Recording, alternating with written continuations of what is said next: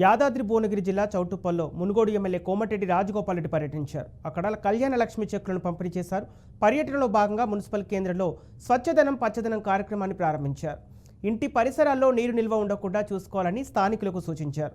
అలాగే ఈ పర్యటనలోనే పలువురు లబ్ధిదారులకు కళ్యాణ లక్ష్మి చెక్కులను ఎమ్మెల్యే రాజగోపాల్ రెడ్డి పంపిణీ చేశారు.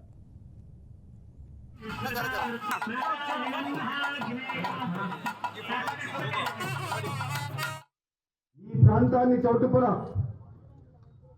మీ అందరికీ తెలుసు. మునుగోడు అంటే ఇప్పుడు మన భారతదేశంలో తెలుగుడు ఎవరు లేడు, అవునా కదా?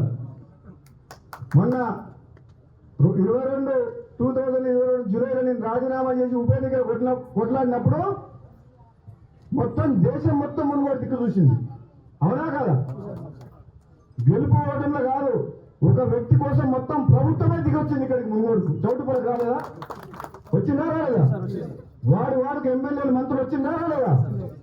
మరి అదే దేశం, అదే రాష్ట్రం, అదే ప్రభుత్వం ఈ రోజు మునుగోడు దిక్కు చూడాలి. దేంట్లో? అభివృద్ధిగా. ఇక్కడ రాజకీయ చైతన్యం ఉన్నది. ఇప్పుడే చెప్తున్నా, కొబ్బరికాయలు 100 ఉన్నా సరిపోవు లీడర్లు అంత మందులు. ఒక బస్త కొబ్బరికాయలు తీసుకురావాలి ఎక్కడ పోయినా.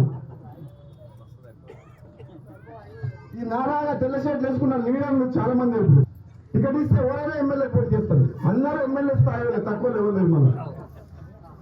కానీ ఎమ్మెల్యే ఒక్కరున్నా కానీ అందరూ ఎమ్మెల్యే స్థాయి.